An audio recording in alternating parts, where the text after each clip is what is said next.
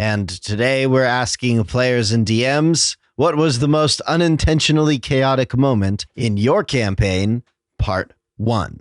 Real quick, before we begin, I just wanted to let you know that we have started a new channel called Riptovia, where we are directing some of the longer format stories from our subreddit over to, because the YouTube algorithm is a cruel algorithm indeed, and punishes our channel inhumanely anytime we post any kind of video that isn't a thread video. But we've got all these great stories and we really want to share them with you guys. So we went ahead and just made another channel, and we're going to post the long form stories to that, and the algorithm can suck a fart out of my tuchus. A new video just went live on there today, and I would love for you to check it out. So come see me over there. Link is in the description. And that's all I got for you. Now back to the stories. I made a joke character, a green dragonborn sorcerer named Miasmus, whose life goal was to pun people to death / kill people while making puns. DM's super guard, the one that is supposed to incentivize you to behave because it's stupidly OP, beheaded a thief who stole a purse in the middle of town. My character's response was, "Looks like he got ahead of himself there." Aha! Superguard then tried to throw his great axe into my skull for that terrible pun.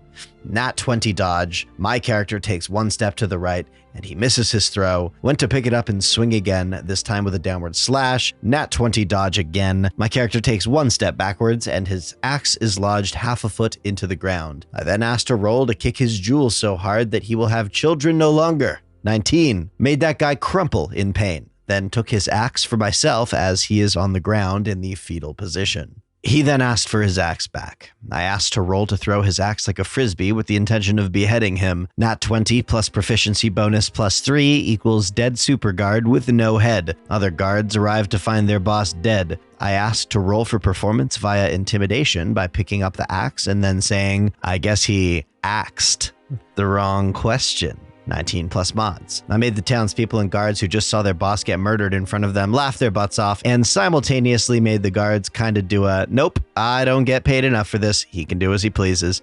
Still kept that axe and named it Ahead of Yourself. Later, after trying to leave that town, my DM tried to kill this character with a super archer to get revenge for killing his boss. Earlier, my character multiclassed into monk and had just enough levels to get the deflect missiles ability. Oh, he saw that arrow, caught it with a high roll, then threw that archer's arrow back with a called shot between the eyes. Killed a second super DM PC with his own arrow. Towards the end of that campaign, as the DM was sending off our characters, he got to mine and said, "Yours became a stand-up comedian. In addition to remaining an adventurer, has a wanted bounty on his head, and all that try to kill him are found killed with their own weapons, beheaded," and a note next to each body reading, "He got ahead of him / herself." He evades capture to this day. TLDR, I ended up having an accidental orgy with a ghost. So this happened. It was my first game of D&D ever, and I was learning the ropes with a couple of other friends of mine. The story was a one-shot that was focused around an evil necromancer controlling an entire town. After investigating thoroughly and stealing the elderly's teapots after calling them hoes, story for another time, we ended up in the necromancer's lair. We were put up against 2 separate ghosts who wrecked our shit. Rogue backflipped down the stairs and was knocked out for most of it, and put me into the dying state. Luckily, I survived and had 1 hit point left. I went into a room to try and rest, and the ghost of the necromancer's old babysitter popped up and asked if I wanted to be healed. I eagerly said yes, and that's when our DM decided to pull out laid on hands. Spelled that way on purpose. The ghost started to do unspeakable things to me, to which I said hell no. I ended it early, but that meant I didn't get healed. I pondered for a moment and decided that I would suck it up and take it. He had me roll a con save afterwards, and he said I was fully healed, but with a level of exhaustion. I didn't want that, so I asked if I could roll again. DM said, "Sure, if you go for another round." I groaned and rolled again. Now I had 2 levels of exhaustion. By this point, the rest of the party knows what's going on, and all decided to stay outside except for one guy who wanted to help. He came in and used the help action to try and help me roll higher, but failed, and he ended up becoming a part of this. Now I had 3 levels of exhaustion, and my party member had 1. All of us were laughing super hard about the absurdity of what was happening, and the DM said that if I rolled anything but a 7, which was what I had rolled for the last 3 rolls, then he would let us go. I ended up rolling 7 sevens in a row and would have died if my party members didn't help.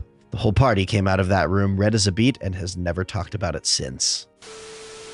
One of my players had convinced me to let them use a stand user class, and they also had a backstory that I decided to mess around with. The secret was centered on their mask they always wore because their race was heavily persecuted and hunted in the past, so this led to other player curiosity, and so they played a game of truth or dare on a ship in the sky. One player got dared to take off the mask from the other player, and this turned into a scuffle that had the players roll off against each other until the tug of war ended with a natural 20. And the mask was pulled off, revealing the character's race, a kitsune. The kitsune was understandably pissed at the party, and they thought nothing of it until I said, "A looming figure in yellow with a green heart belt appeared from a window, slipping through like smooth silk. He stood towering above the party, and he had fangs and eyes that were a golden color. It was a Dio!" Dio kicked their asses and left, saying he would fight them properly later on, for he had grand business with Kitsune. This led to the story shifting immensely, and the entire campaign spun into a crazy amount of motion that made them memorable for the players and myself. It was one of the most insane turns and made me do things differently.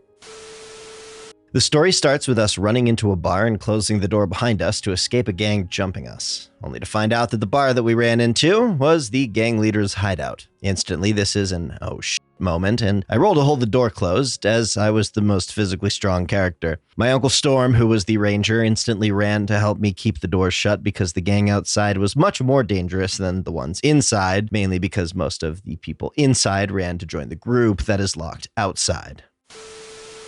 So, cousin number one, let's call him Sam, was a wizard sitting pretty with full health and full basically everything because he was running the whole time. Cousin number two, let's call him Jeremy, was a black dragonborn paladin with a sword, shield, and halberd. Sam instantly runs to the furthest corner and begins to cast a fire spell, Nat 1. So he burns his robes and loses most of his health. DM was being nice since he was new. Jeremy instantly runs and tackles the first two guys he sees. Nat 20 and basically runs, grabs both by their heads, and crushes their skulls on the ground. Enemies begin to move closer. Sam attempts to throw a smoke bomb that was in my bag at the enemies. Another Nat 1, so he gets the bomb but doesn't know how it works, and it blows up in his hand, putting him at death's door and blinding him. To make up for this, Jeremy pulls out his sword and shield to attack the next group in front of him, Nat 20.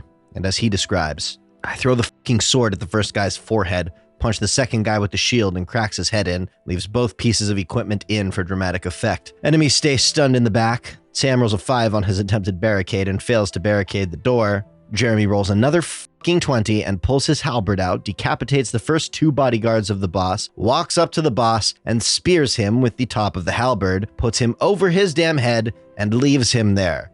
Again for dramatic effect. After that, we took an hour-long break just to process what the hell Jeremy just did. I was playing a character in a Halo-themed D20 modern campaign who was a hacker who had run away from his home on Reach after having an AI implanted in his head and murdering 4 police officers. Wasn't his fault, the AI was nuts. To escape, the AI cracked the UNSC military database and inserted my character into a military mission as a civilian tech contractor. To be fair, my character's day job was running a cybersecurity contractor business. After one of our missions, the military finally figured out who I was and quarantined our whole party until they could figure out what to do with me. Considering how useful my character had been to the party thus far, and the fact that they knew what was going on with my character regarding the AI in his head, they didn't want to see me get arrested and or executing for something they all knew the AI in my character's head essentially made him do. There were also alien ships descending on the planet at this time, and the sounds of gunfire outside, so we wanted to escape. We ended up trying to jump the 2 guards that were holding us. 4 members of our party versus 2 guards, and for the next 45 minutes, we did not roll a single roll higher than a 3 on the D20. Not one. We tried to grapple the guards. One of our party members straight up stripped and tried to jump up on one of the guards' backs, because in his words, no one wants to wrestle the naked guy. At one point, one of us managed to grab a guard's gun and shoot the other guard in the foot with it, but that was the closest we got to getting away from them. They really should have just let us go. They died about 10 minutes after we stopped fighting them when the Covenant showed up in the building.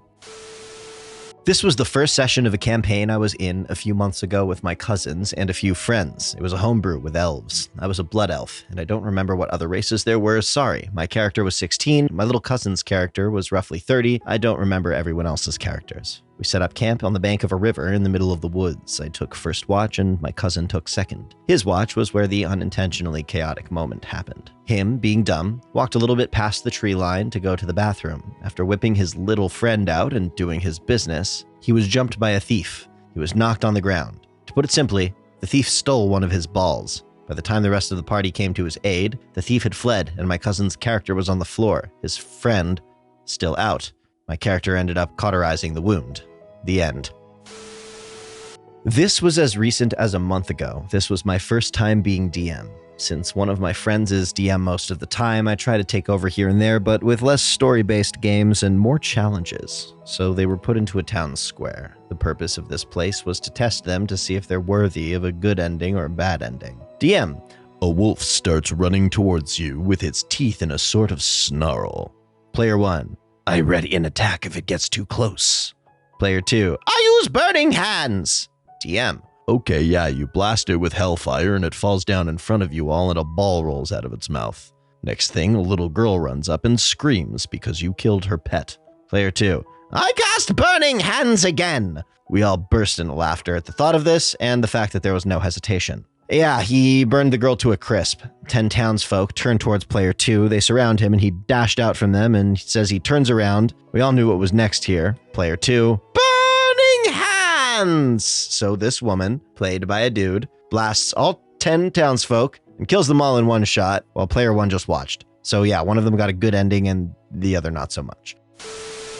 Hello, my merry, magnificent, infinite motes of cosmic consciousness manifested in a mountain of meat, manners, and majesty, and many thanks to you today for extending your shimmering knowledge-seeking psychic tendrils in our direction, and for doing so until the very end of this video. If you had a moment that was truly chaotic in your campaign, we'd like to hear about it in the comments below.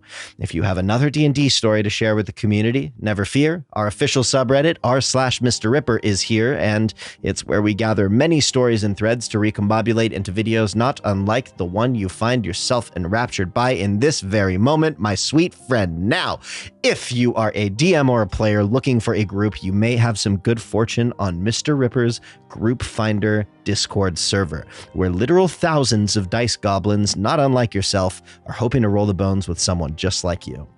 I hope that this week you are making time to put things in motion for the ultimate existence that you envision for yourself, and that this vision becomes your immediate reality as you inhabit it with gratitude, intention, action, and grace. If you love me and wish to manifest joy and warmth into my icy Canadian heart, please follow me on Twitch or TikTok or Instagram at Dave Makes Noises. Please sub for Nat20. Ring the bell if you want updates or if you think you have what it takes to join the early squad. Thank you again for watching. We love you here at Rip Father Manor, and we'll see you next time.